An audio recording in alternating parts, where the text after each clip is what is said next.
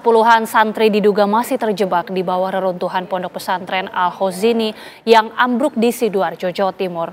Proses evakuasi mulai dilakukan menggunakan alat berat setelah tim SAR gabungan mendeteksi tidak ada tanda kehidupan di bawah reruntuhan bangunan.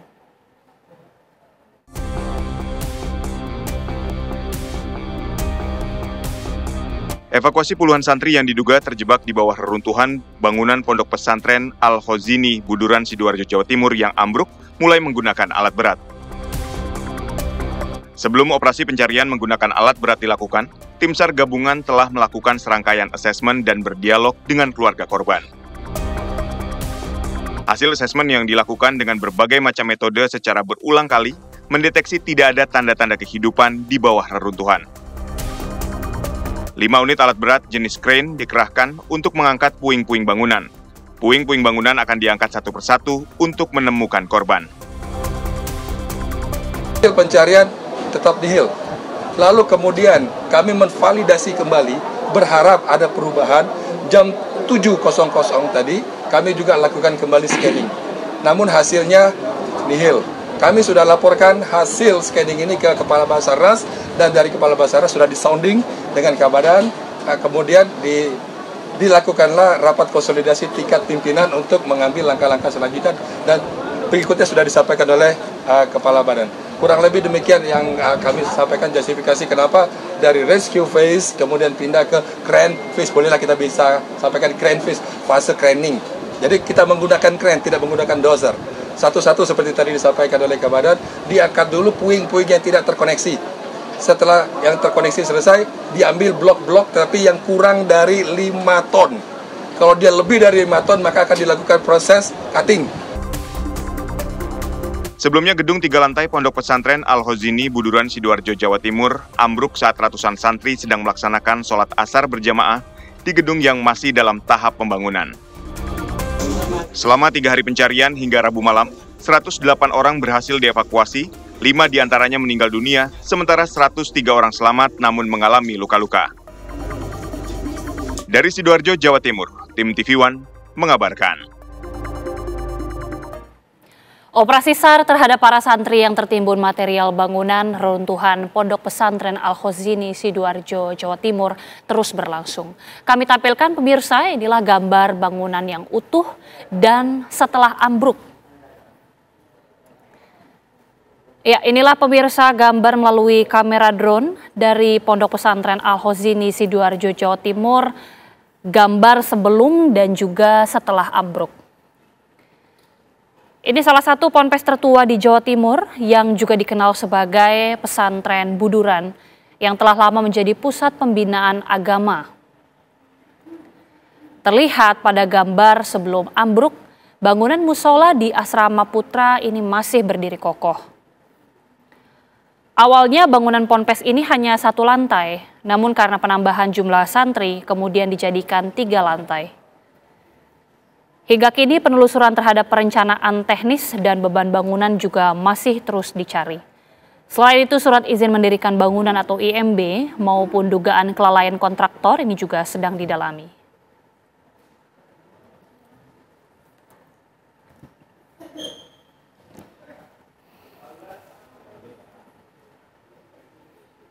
Tim SAR gabungan telah menggerakkan alat berat untuk mempercepat proses evakuasi di lokasi. Bagaimana proses penanganan dari pemerintah Provinsi Jawa Timur? Saat ini sudah bergabung bersama kami Wakil Gubernur Jawa Timur Emil Elistianto Dardak. Pak Emil, Pak Wagub, selamat sore. Selamat sore. Assalamualaikum warahmatullahi wabarakatuh. Waalaikumsalam. Pak Wagub, kita mendengar informasi sejauh ini sudah dikerahkan alat berat untuk proses evakuasi lebih lanjut. Persisnya akan seperti apa, Pak? Dan bagaimana pendampingan langsung dari Pemprov sendiri? Saya rasa tadi sudah disampaikan dengan akurat bahwa ketiadaan tanda-tanda dari survivor yang kategori hijau atau ada tanda-tanda kehidupan menjadi dasar untuk kita kemudian lebih tepatnya Basarnas ya, untuk memutuskan beralih dari tahap rescue ke tahap training sebagaimana dijelaskan oleh pimpinan Basarnas tadi. Nah, oleh karena itu memang ini adalah sebuah upaya juga untuk bisa menemukan mereka yang masih berada di bawah reruntuhan, dikarenakan kemarin kita tidak menggunakan metode alat berat dari mulai hari pertama hingga kemarin hari ketiga, dikarenakan masih adanya melalui rongga-rongga yang berada di bawah reruntuhan tanda-tanda kehidupan, bahkan komunikasi dengan survivor. Jadi ada bahaya yang sangat serius apabila ada sentuhan-sentuhan fisik kepada struktur bangunan. Ini bisa membahayakan baik petugas yang sedang berusaha menyelamatkan melalui rongga tersebut maupun juga survivor yang akan ditolong. Oke, Pak Wagub, mungkin bisa diinformasikan sebenarnya ada berapa orang kisaran yang diduga ini masih terjebak Pak di dalam gedung yang ambruk? Ini yang tidak mudah untuk kita memastikan. Apa sebabnya? Ya tentunya karena memang dalam peristiwa ini tidak ada satu informasi yang formil atau baku. Jadi kita hanya bisa kemudian menggunakan beberapa indikator. Di antaranya adalah jumlah santri yang melaporkan pulang, serta jumlah keluarga yang melaporkan bahwa mereka belum bertemu dengan anaknya. Tapi sekali lagi angka ini sangat dinamis sehingga belum pada posisi untuk dirilis secara resmi. Oke, memang informasi dari Basarnas sendiri bahwa menyebutkan Pak untuk tanda kehidupan begitu ya dari korban yang terjebak di dalam reruntuhan ini nihil. Jadi seperti apa Pak mungkin dari respon Pemprov sendiri Pak? Ya, pertama perlu kami sampaikan bahwa koordinator utama dalam pelaksanaan rescue adalah Basarnas. Lalu BNPB, Badan Nasional Penanggulangan Bencana, di mana di daerah mereka dijalankan oleh BPBD, Badan Penanggulangan Bencana Daerah. Inilah yang kemudian juga melakukan koordinasi lintas instansi. Ada juga TNI, Polri, ada dinas-dinas atau perangkat daerah. Nah, kesemuanya ini melakukan, termasuk Damkar misalnya, ini melakukan koordinasi bersama-sama untuk setiap tahapannya. Nah, memang kali ini dalam tahapan untuk melakukan evakuasi reruntuhan, ini memang lebih banyak lagi pihak yang langsung terlibat. Artinya kalau kemarin rongga itu hanya cukup untuk 1-2 orang, ya hanya 1-2 orang yang bisa masuk. Tapi dalam hal ini kita lihat banyak sekali personil yang bekerja di lapangan untuk mempercepat, namun dengan tetap menjaga kehati-hatian evakuasi dari material beton yang masih ada. Oke. Bagaimana Pak kemudian sejauh ini apakah sudah ada penelusuran ataupun perkembangan lebih lanjut terhadap bagaimana perencanaan teknis dan juga beban bangunan terhadap pondok pesantren tersebut yang kemarin juga masih terus ditelusuri? Apakah sudah ada informasi lebih jauh, Pak? Kalau saya ini setiap saat bertemu langsung dengan orang tua dari santri yang mengkhawatirkan, mencemaskan keselamatan anaknya.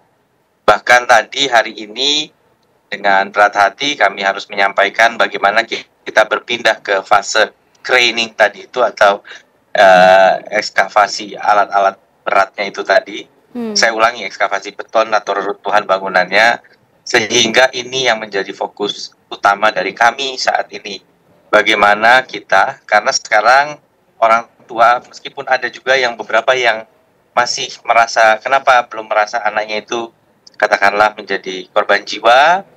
Ada juga yang mungkin sudah merasa menjadi korban jiwa, ingin agar jasadnya diketemukan dalam kondisi yang layak, tapi tidak lama, karena semakin lama tentu khawatirnya mempengaruhi kondisinya. Maka ini membutuhkan konsentrasi yang luar biasa dari seluruh pihak untuk bisa mendukung pelaksanaan tersebut. Bagaimana Pak sejauh ini mungkin pendampingan ya dari Pemprov ketika tadi mengatakan banyak dilematis juga karena dari satu pihak keluarga ada yang menginginkan segera ditemukan sekalipun tidak dalam kondisi selamat. Di satu sisi tadi disebutkan ada lagi yang tetap berharap anak ataupun keluarganya ini selamat. Seperti apa Pak respon mungkin dari Pemprov?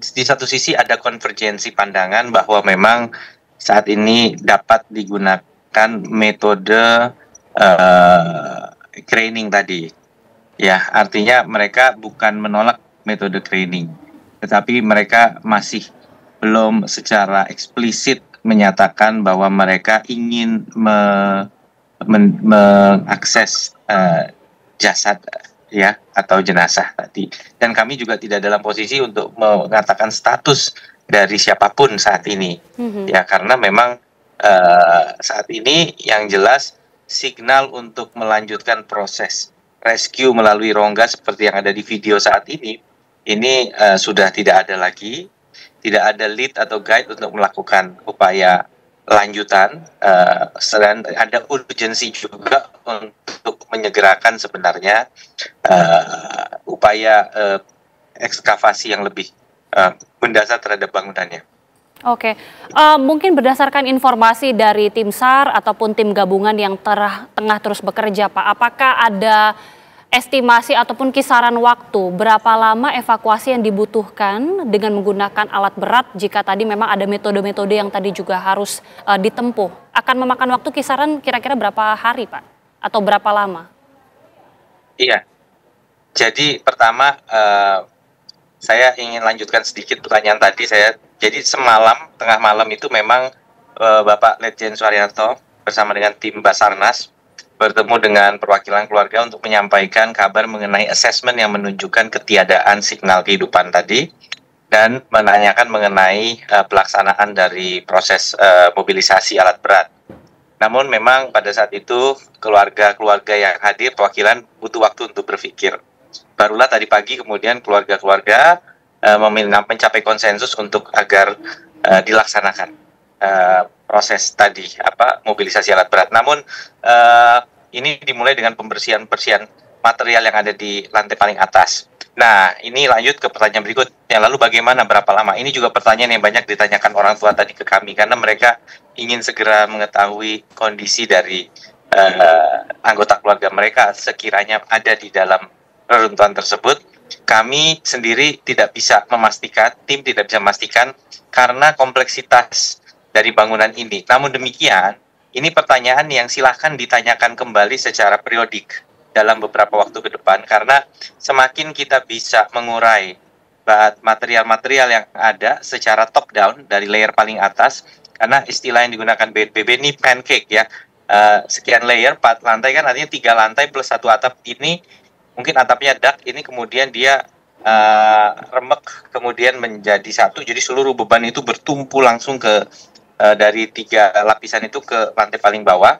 Nah, maka ini dilakukan layer by layer, ya, dari atas hingga ke bawah. Nah, semakin dia dibuka, semakin ada informasi yang lebih jelas mengenai kira-kira effort yang harus dikeluarkan itu berapa lama lagi. Namun, satu hal yang kami pastikan bahwa jumlah personil dan alat yang digunakan ini memang dimaksimalkan demi bisa meningkatkan kecepatan dalam melakukan proses recovery ini, meskipun juga perlu penuh kehati-hatian karena apabila memang ada jasad di sana, jangan sampai kemudian terdampak negatif dari proses-proses alat berat ini. Baik, kita harapkan proses dari seluruh personel gabungan ini bisa membuahkan hasil dan seluruh korban ini bisa ditemukan.